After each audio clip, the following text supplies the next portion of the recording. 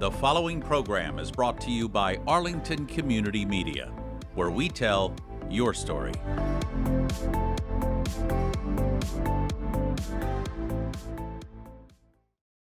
This is ACMi News, recognized nationwide as the first place winner of the 2023 Hometown Media Award for News Access. There's a new eatery in town, and when we were there, we saw a very impressive lunch crowd. We'll show you the new Tatte Bakery and Cafe at Arlington Center. New England's largest Revolutionary War reenactment took place at Old Sturbridge Village earlier this week, and some of Arlington's own Menotomy Minutemen made the trip to repel yet another British invasion. When are the Redcoats ever going to learn? And the lead singer for Santana comes to the Regent Theater and has the crowd on its feet. To say this show was smooth is an understatement. An exclusive interview with a very talented Ray Greene is coming up in just a few minutes. ACMi News starts right now. From McLennan Park to Spy Pond, from Poets Corner to the Mystic River, we have Arlington covered, giving you stories that count from people who care. Reliable, trustworthy, dependable. This is the nationwide award-winning ACMi News. ACMi News told you about Arlington residents recently discussing where additional multifamily housing could soon be located in Arlington.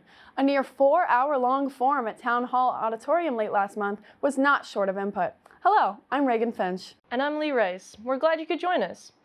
You may recall nearly 150 people turned out for that July 25th meeting regarding multifamily housing locations. Arlington Redevelopment Board members say having these locations identified is necessary in order to comply with state law. Arlington is one of nearly 180 Bay State municipalities classified as an MBTA community and therefore expected by state law to comply with this process. Areas under consideration include Mass Ave and Broadway in the Arlington Center area. Based on the presentation, Arlington is currently looking at rezoning nearly 180 acres, which could accommodate up to 15,000 units. ACMi spoke to the town's Director of Planning and Community Development, Claire Ricker, about the meeting and where the town goes from here. So a lot of work to do. We're still refining the zoning language. We're working on updating our map from the feedback we got on July the 25th. And this is all in preparation for the ARB hearings, which will start in September. The video of the meeting is up on our website. Plus the memos that were discussed at the meeting on Tuesday. And our surveys are sort of public input surveys are closed, but you can always deliver any comments you want to MBTA communities at the town. We have an email up on the website, and feel free, any additional comments, thoughts, whatever. We're still accepting, any public comment, but we're no longer doing surveying the public at this point.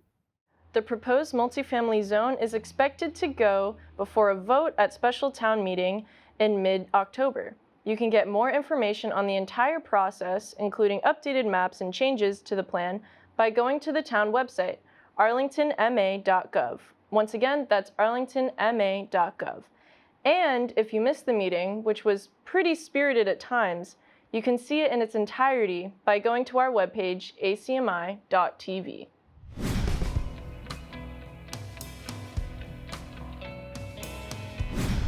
A local chain of bakeries and cafes opened a new outlet right here in Arlington.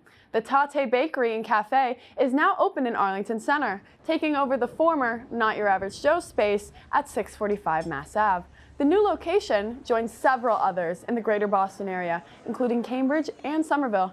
While we were there, the restaurant had an impressive lunch crowd. Tatte Bakery and Cafe offers a variety of pastries and baked goods, along with breakfast items, soups, salads, sandwiches, bowls, and a whole lot more. For a full menu and for more information, just go to the restaurant website, tattebakery.com. Again, that's Tatte bakery.com. Finally, we had our first dry, non-humid week of the summer last week. Every day was superb, and we had it just before the terribly windy, drenching thunder and lightning show we endured earlier this week. I went to the reservoir in Arlington recently to talk to some residents about how they are welcoming this enjoyable weather. That took some time to get here. Hi everyone, it's Lee with ACMi, and today we're out here on this beautiful day here at the reservoir. The weather has really cooled down after a very hot week with a lot of rain, so we're gonna ask some people what they think and how they've been enjoying the nice weather. Today is actually sunny and not cold, or not too cold or too warm, so it's comfortable and not oppressively hot. Yeah, I'm on my lunch break from work right now, so I came here just to relax and not be hot in work or outside. So. Oh, I've loved it. It's been beautiful, really. It's great here in Arlington Reservoir Park. It's stupendous weather. I mean, it's not humid, it's not hot, it's not cool, it's nice and dry, just like we like it. It's beautiful. Nice out today, so might as well take advantage of it while we still can. Make sure to go out and enjoy the sun and the cool breeze. With ACMi, I'm Lee Rice. We only have roughly 6.5 more weeks of summer to enjoy before the Halloween decorations start making their way to our front porches. So we should enjoy it while we can.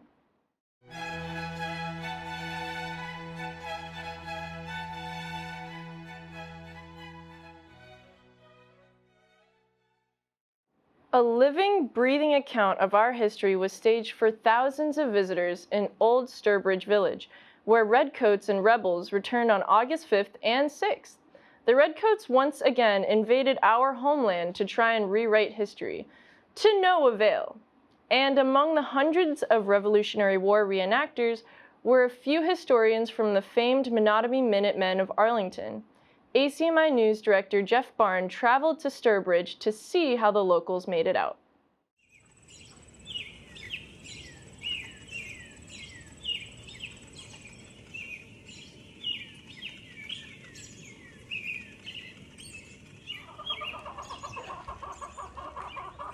"60 miles southwest of Arlington is a pastoral setting that consists of rustic farms and rolling fields of Old Sturbridge Village, a serene outpost that gives us a glimpse of what everyday life was like 250 years ago in the young colonies.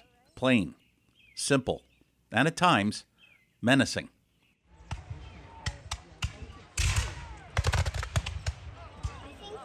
Hundreds of Revolutionary War reenactors converged on this small hamlet, recreating our struggle for independence from British tyranny. They came from all 6 New England states and beyond, including reenactors from the Menotomy Minutemen of Arlington. It's a ton of fun. We have a whole lot of activities we do. Battles are always the most fun part. We do drills. Tomorrow morning we'll have a skirmish. But yes, we have a whole lot of fun here.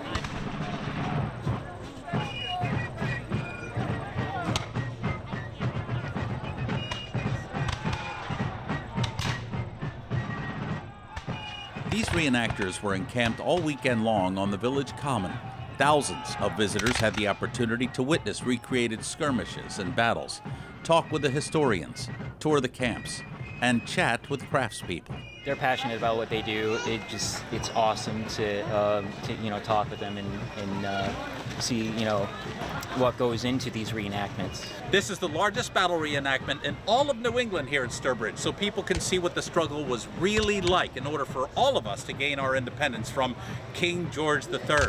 Not only that, but folks here in Sturbridge can immerse themselves into the simplicity and indeed the hardships of 18th century life, especially for the British soldier, the soldier fighting for King George III. And the king is about 3,000 miles that way. This is what reenactors love to do. This is our wheelhouse. We love to tell you all about what we're doing, what we're wearing, why we have what we have. This is everything we look forward to events like this, especially this one because it's one of the well known and the biggest in New England.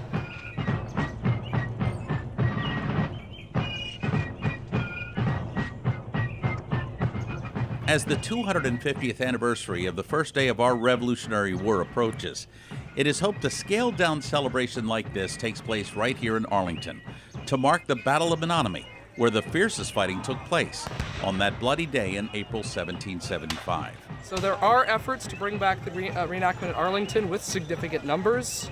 It's a little bit off the ground. It's going to take some work, but it's supposedly, hopefully going to happen both this coming year and, of course, the 250th. The fascination with reenacting the gritty exceptionalism, determination, and the luck of those who fought for freedom in 1775 still captivates Americans who celebrate that liberty in this century. I thought it was really creative and it was really interesting. Is this the first time you saw the reenactment? Yes. Would you come back here next year? Yes. All right, and what was your favorite part of the reenactment? The cannons. Like that, huh? Mm-hmm. Smoke rings and everything else? Mm-hmm. And you get to see how they loaded it too, which was very interesting.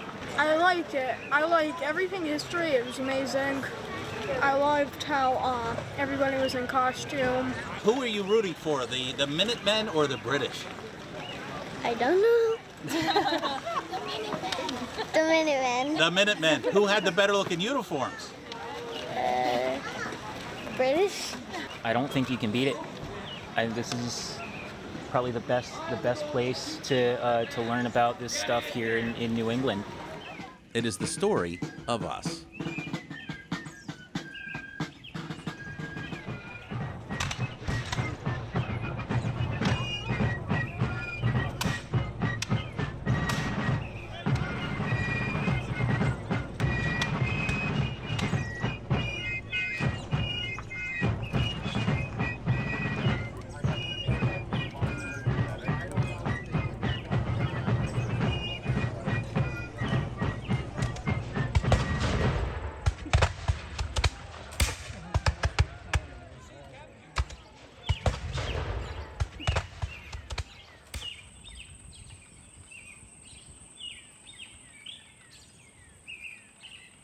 For ACMi News, I'm Jeff Barnes. We thank the Menotomy Minutemen for letting us know where they were camped so we could find them. We are happy to report, once again, the lobsterbacks are on their way back to London. And they have some explaining to do when they come face to face with George III.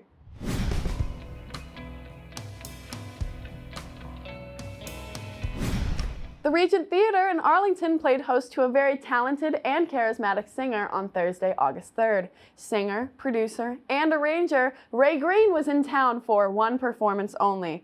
He happened to be in the area because, well, he also sings in another band who was playing in Boston. You may have heard the name of that band once or twice. Ray Greene is the voice of Santana, as in, "You've got to change your evil ways, baby," Santana. Ray Greene considers the area his second home. He was a student at the Berklee College of Music on Boylston Street. There was absolutely no way ACMi News was going to miss Ray Greene's performance. Unbelievable.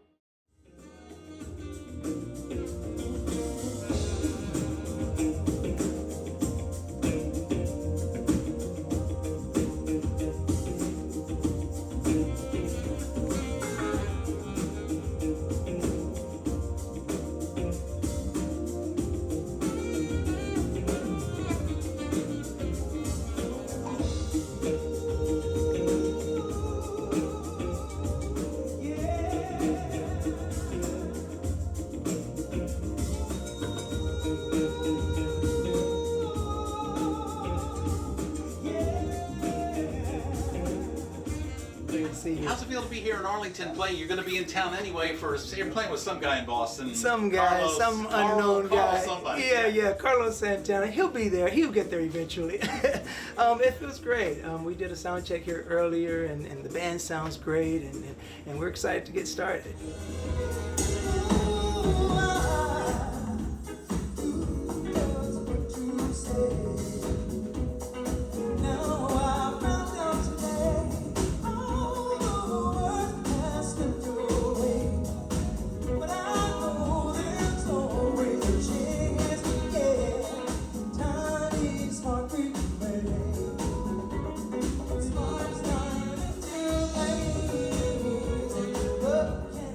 Do a little bit of R&B, a little bit of soul, a little bit of blues, and I think because I love all of it, so it comes naturally to me. And I like not necessarily being categorized. I know they like to be able to put you in a box, but I think it's all worthy, and I love doing all of it. So no one said that I can't do it yet, so I keep doing it all. Love Boston, man. I mean, I came up here, I think I said when you and I spoke earlier, I became a man here in Boston. You know, came up here to go to Berklee College of Music and sort of got my trade under my belt and my training. And so Boston will always be special for me. It feels great to be back here now, too.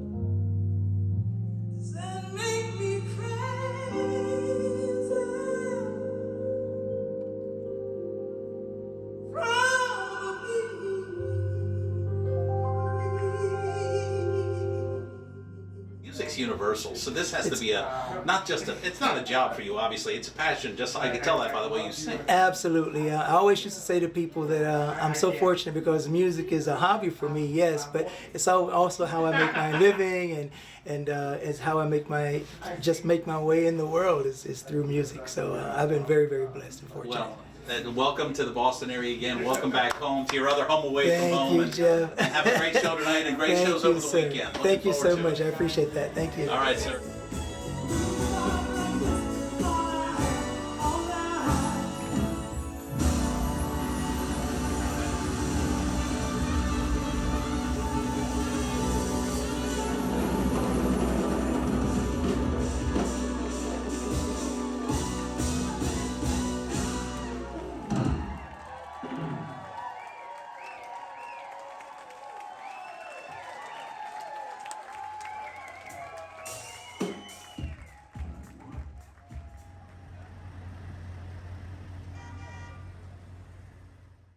And as you can see, it was just an incredible show. To see all shows coming to the Regent as owners Leland Stein and Rick Stavros gear up for a jam-packed schedule in the next coming weeks, go to the Regent website, regenttheater.com. That's Regent Theater with an RE.com. ACMi is partnering with the Cyrus Dallin Art Museum to piece together a major project which focuses on one of Arlington's favorite sons, the world-renowned sculptor Cyrus Dallin. For the next few weeks, we will be producing an oral histories program, area residents reading first-hand accounts of people who came in contact with this master artist and have a fascinating story to tell. Here's a sample of our project about Cyrus Dallin's relationship with the indigenous peoples of North America and how Dallin honored these people through his marvelous art.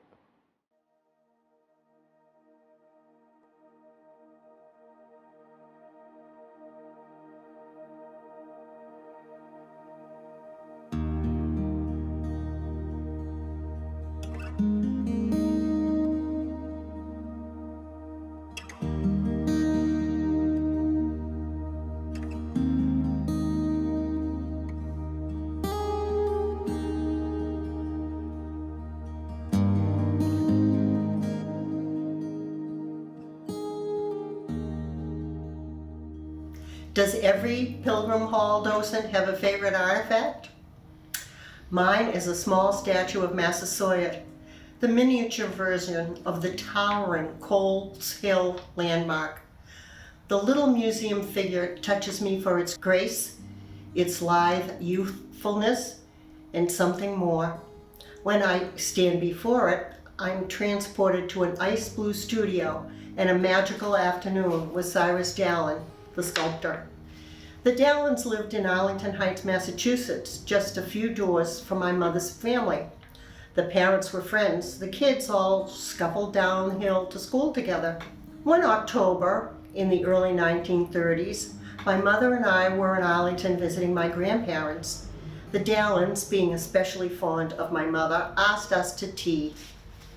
Mrs. Dallin greeted us at the door, a chilly lady, cold roast Boston, dressed in the style of Queen Mary with a collar of filigree lace. She ushered us into a room full of antiques, spindly chairs, frail tables, eggshell china, a minefield for a clumsy, nearsighted child struggling to unstrap the red buttons on my brown leather gloves. I could only hope for invisibility. On the far side of the room, a man rose from a rocking chair. This, I know, was Arthur Dallin, my mother's particular childhood pal. Arthur had been an ambulance driver in France in World War I and still suffered from badly frozen feet. "He hobbles," my grandmother cautioned. "Don't stare, ducky." Between the tea ceremony and grown-up talk, Arthur, a distinguished stained glass artist, was talking about his latest project. I sneaked a peek at his shoes. They were definitely odd, deeply cracked, laced high over his ankles, but polished to a fierce gloss. Just then the parlor door opened. In trotted a small man, neat little pointed beard, rimless glasses. So ordinary, I was quite disappointed. He didn't look at all like an artist, let alone somebody who had been born in a log cabin in Utah when it was Indian country. As soon as he recognized my mother, his face lit up. The moment tea was over, he swept us away from the parlor, down a long back corridor to his studio. At the door, he paused to don a smock and a beret, and so became, in a wink, the artist. Inside the studio, cavernous, blue in the October dusk, smelling of wet clay, another transformation, this time to wizard. He pranced around, waving his hands over swathed shapes, bodiless heads with blank eyes and chunks of white marble. I was invited to touch, but the deathly chill made me recoil with a shudder. The sculptor gave me a reassuring pat and asked if I ever played with clay. He explained he did because he had to practice before doing statues in marble. He then unwrapped several heads, mainly children, but I think accidentally revealed a male Native American's face, so tortured and tragic I see it to this day in my dreams. Gradually, the spookiness of the place wore off. I could see the high work tables were filled with tools. This was a shop, not really so different from my inventor father's. As I wandered about, my mother asked Mr. Dallin if he remembered a long ago family picnic. It was a story I knew and loved. The party was arranged by Mrs. Dallin in honor of 3 Native Americans in the cast of the Buffalo Bill Wild West show, then touring Boston. All the children were invited. My mother and her 4 siblings brought the strawberry ice cream, which in those days had to be hand-turned. Hard work with a few fights over the dasher, but eventually everybody got a lick. At the party, the strawberry ice cream was a hit. However, Mr. Dallin's eyes fixed on Native Americans let his melt in the dish. The children were very shocked. How the little sculptured cowed with laughter. He told us that one of the Indians later modeled for him. Someone, perhaps Arthur Dallin, took photographs that summer day. I remember them as lovely, soft focus with silvery grasses on the hillside and the 3 visitors in native dress. They were such beautiful people, my mother said softly. By now the light had faded and it was time to go.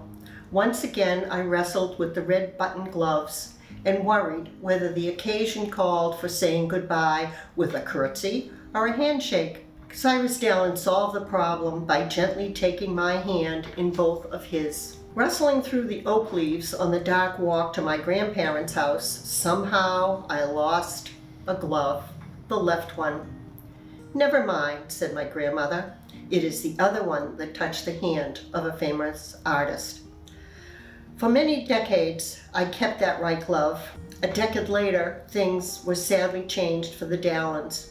The sculptor's work fell out of fashion. The gifted, beloved son died fighting in France with the Foreign Legion in World War II. The heartbroken father did not long survive him. In 1945, the ice blue studio was destroyed by fire. Yet, out of so many losses, so long a neglect, another transformation. The works of Cyrus Dallin from Indian country are reaching a new generation. What he glimpsed of the Native American triumph and tragedy is a truth whose time has come.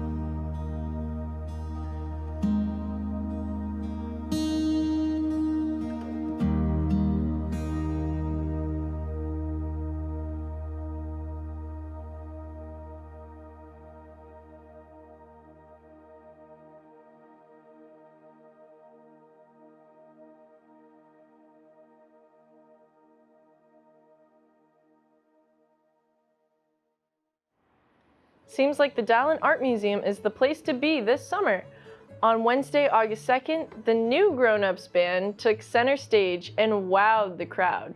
The New Grown-Ups Band takes a modern twist on American roots music, blending traditional folk, country, and bluegrass into what it calls a snafu of contemporary acoustic music. Take a listen.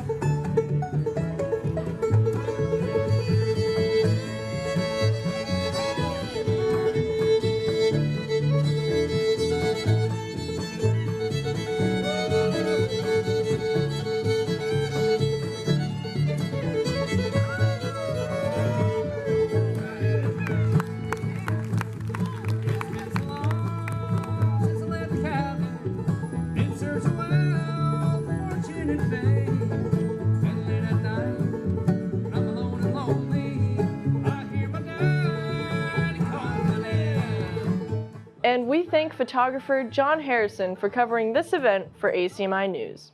Well, that'll do it for this week's edition of ACMi News. Once again, I'm Reagan Finch. And I'm Lee Rice. Thanks so much for joining us. And we will see you back here next week. Take care. You can always check out our latest segments and newscasts on the web at acmi.tv/news. And don't forget to like us on Facebook and follow us on Twitter and Instagram at ACMi News. Make sure to subscribe to our YouTube channel as well. You'll find us at youtube.com/ACMi News. If you have any news tips for us or wish to become a citizen journalist, we'd love to hear from you. Email us at news@acmi.tv or stop by ACMI Studio A at 85 Park Avenue.